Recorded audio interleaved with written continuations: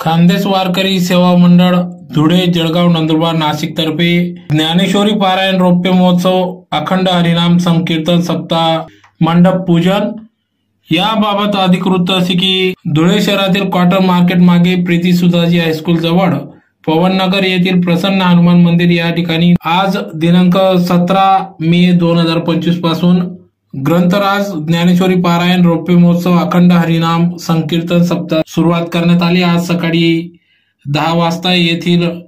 प्रसन्न हनुमान मंदिर या ठिकाणी मंडप पूजन करण्यात आले। तर दिनांक 25/5/2025 रोजी सायंकाळी 7 वाजता ग्रंथराज ज्ञानेश्वरी पारायण रौप्य महोत्सव अखंड हरिनाम सप्ताहाचा समारोप होणार असून याच दिवशी या ठिकाणी संध्याकाळी 7 वाजता पुरस्कार सोहळा पार पडणार असून या पुरस्कार सोहळ्यात 20हून अधिक वारकरींना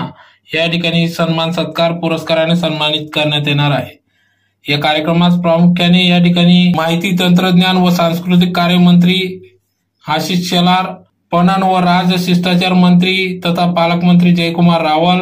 धुळे शहर आमदार अनुप अग्रवाल यांच्या प्रमुख उपस्थितीत सदर हा कार्यक्रम पार पडणार असून आज या अखंड हरिनाम कीर्तन सप्ताहाचा सुरुवात करण्यात आली, मंडप पूजन करण्यात आले। या प्रसंगी या ठिकाणी अध्यक्ष सुधाकर बोकरे, कार्याध्यक्ष डॉक्टर भास्कर पाटील, उपाध्यक्ष हिरामन गवडी, सचिव सुनील वाघ, विश्वस्त सतीश बच्छाव, बालचंद्र दुसाने, सिद्धनाथ देशमुख, गोविंदराव ठाकरे, चिंतामण बाविस्कर, धनराज देसले, निंबा पाटील, कैलास पवार, मधुकर जाधव, यशवंत पाटील, राजेंद्र पाटील, योगीराज सैंदाने, अशोक गवडी, विनोद पवार, प्रदीप खैरनार, डॉक्टर सुरेश देसले, रमेश जमादार, चंद्रसिंग गिरासे, प्रकाश विभांडिक, गुलालबाई पाटील, प्रवीण माडी सर्व पदाधिकारी या ठिकाणी उपस्थित होते। खानदेश वारकरी सेवा मंडळाच्या वतीने रौप्य महोत्सव वर्षानिमित्त श्री ग्रंथराज ज्ञानेश्वर पारायण आणि नाम संकीर्तन सोहळ्याचा आज या ठिकाणी प्रारंभ झालेला आहे। आज या ठिकाणी श्री ग्रंथराज ज्ञानेश्वरी पारायणाची सुरुवात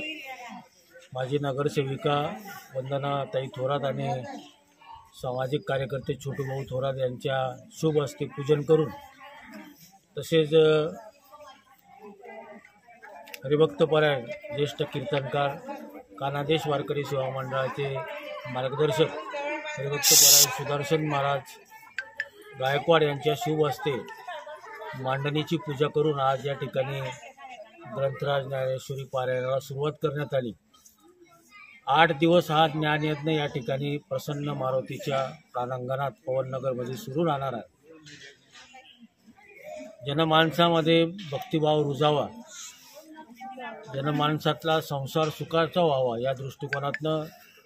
संत ज्ञानेश्वर, संत तुकाराम महाराज, संत एकनाथ महाराज, संत नाथ महाराज यांनी जो संदेश दिलेला आहे तो संदेश